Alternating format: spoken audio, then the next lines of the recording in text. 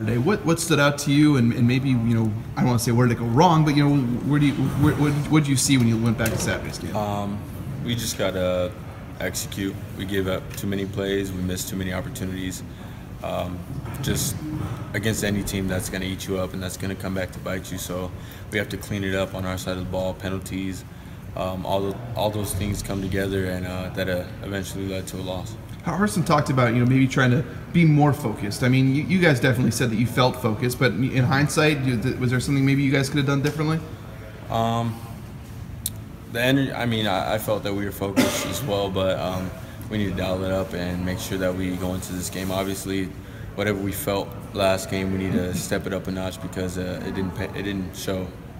I don't know if wake-up call is the right word, but you guys hadn't lost in like 2 months or whatever. You hadn't had that feeling of losing, and now you turn around and play the same team again. What did that loss kind of do for you guys going into this week? We don't take any loss lightly, whether it was now, whether it was in the beginning of the season. We know that losing is not what we do. No one loves to lose. No one loves that feeling. We love, to win, and that's what the culture of this program is. So we just know that we have to bounce back and we have to continue to play Boise State football. What did stand out then once you got to see Fresno State's defense? They've been maybe the best one in the conference so far. What stood out to you once you got to see them? That's a great team. They were focused, and they obviously drew up a great scheme to try and stop our offense, and offensively they drew up a great scheme to try and score on our defense. And so we just have to come back and know that they're going to do the same thing. Draw up a plan to stop us after seeing what we've done, and we're going to do the same thing against them. And it comes down to who, in the end, who really wants it and who executes and who's focused and goes out there and fights for it. Getting to see them live, what does that do for you guys? Where it's different than just watching them on tape to actually see what their defense looks like. Coach Marks told us, it's basically going out there and getting a live scouting report. Now we have experience playing them, and luckily it's not 9 games ago. It was last week, so still fresh in our minds how they play, what they do, and so that helps us obviously in preparation. Each player takes in what they took in from the game, and they can use that to help them prepare along with the rest of our preparation, so that did help. What's the energy level for you guys within the program on a championship week compared to a normal game week?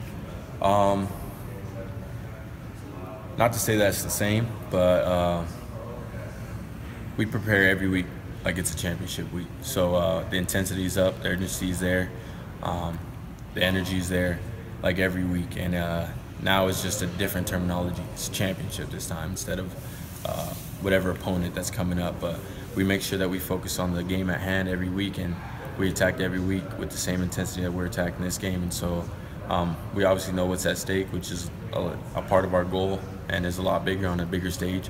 So we're going to attack it that way. Have you heard the term rat poison before in college football? I've heard it once before. I don't remember what exactly. So it came from Saban talking about that it's bad for people to hear positive things about themselves or whatever. Yeah. Harson hasn't mentioned that exact term, but he's talked about it a bit lately and stuff like that about especially when things have been going well. I know you guys talk about blocking out the outside noise when it's negative, but when it's going well, is it harder to do it that way? No, it's the same deal. Either way, we don't like to hear that outside noise to either pump our heads or bring us down, because we know we can only control what's inside of this building, what's inside of our football team and this family. And so, especially I don't have a Twitter for that reason. I don't get on social media, go deep into it because of that, because I know that nobody can determine our future besides us. So whether it's positive or negative, we like to stay away from all that stuff. And I know probably some guys can't help but maybe get into that a little bit. When you do see guys do that, is it obvious? Do you talk to them about it? Or how do you deal with it when maybe some guys are?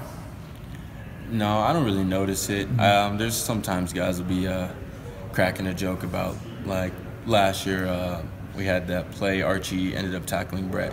It was kind of a joke, the ESPN not so top 10 type deal. But other than that, not really. We all are pretty good at disciplining ourselves and staying away from that and bringing that into our our team. I think you only had 3 carries in the first half of that last game. Was it kind of going in, maybe you just kind of knew that was part of the plan, or how did it kind of work out that way? I didn't go into the game knowing that was a part of the plan, but you know, things, they play out how they're going to play out. We're in certain situations, penalty forces us back 5 yards, and now we have to face a 3rd and long instead of a 3rd and short, anything like that. That can change the situation, change whether we run the ball or not. There's RPOs in there that the quarterback makes a decision whether to pass the ball or hand it off. So, you know, I don't expect to not get the ball. I don't expect to get the ball either. I just know that whether I'm getting it, whether I'm not, I have to do my job. We've seen you kind of banged up